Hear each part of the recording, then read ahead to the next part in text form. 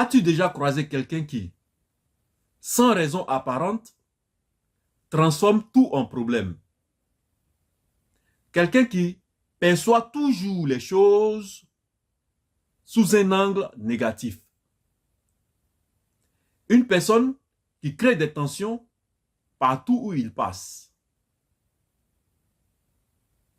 Des personnes qui parfois intentionnellement drainent ton énergie.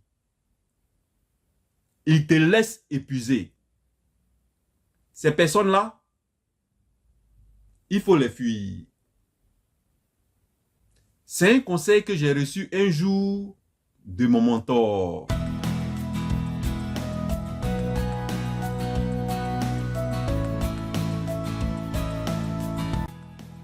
Il m'a dit, je ne parle pas de ceux qui subissent le malheur sans l'avoir cherché. Ceux-là méritent notre aide et notre sympathie. Je parle de ceux qui, par leur comportement négatif, attirent les problèmes. Et ces personnes-là, si tu veux avancer dans la vie, tu dois t'en éloigner. Aujourd'hui, je vais te montrer pourquoi ce conseil est crucial et comment repérer ces personnes avant qu'elles ne sabotent ta vie. Il y a plusieurs exemples, mais il m'a donné 3 exemples. Le premier exemple, c'est l'ami éternellement négatif et jaloux.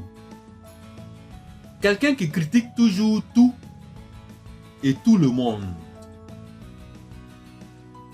Une personne qui voit toujours le pire dans tout et qui se réjouit secrètement des échecs des autres. Le deuxième exemple, c'est le collègue manipulateur et toxique. Dans un environnement de travail, il y a parfois des gens qui, par pure volonté de contrôle, sèment la zizanie. Ces personnes-là propagent des rumeurs, divisent les collègues et volent le mérite des autres. Ce sont des personnes qui aiment manipuler les faits pour leur propre intérêt. Leur comportement installe une mauvaise ambiance et peut transformer un lieu de travail sain en un espace stressant où tout le monde se méfie les uns les autres. Et enfin, le troisième exemple qu'il m'a donné, c'est le partenaire sentimental négatif, autodestructeur. Une personne qui, par insécurité ou incapacité à gérer ses émotions, finit par entraîner son partenaire dans une spirale de disputes, de drames et de comportements impulsifs, comme par exemple la jalousie maladive, le mensonge et les comportements impulsifs.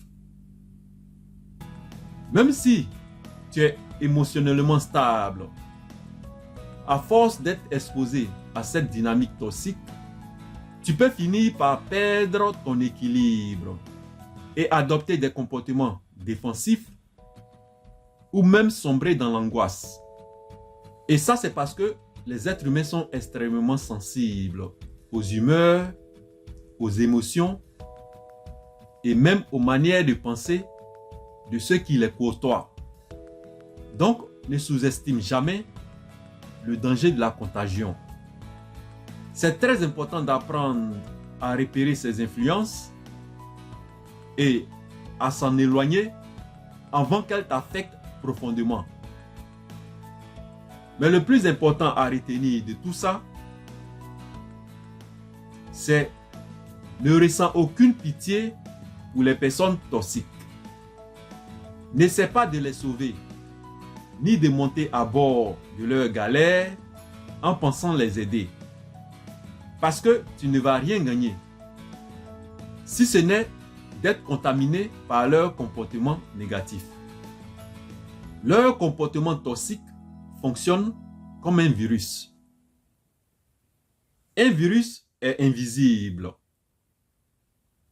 Il s'infiltre sans prévenir et se diffuse lentement en silence. Et le temps de prendre conscience, il est déjà profondément installé. Mais heureusement, la contagion fonctionne aussi dans l'autre sens. C'est-à-dire, il existe une contagion positive. Il y a certaines personnes qui attirent naturellement la réussite, la sérénité et l'énergie positive par leur attitude et leur action. Leur présence est une source d'inspiration et de motivation. Il faut t'entourer de ces personnes-là.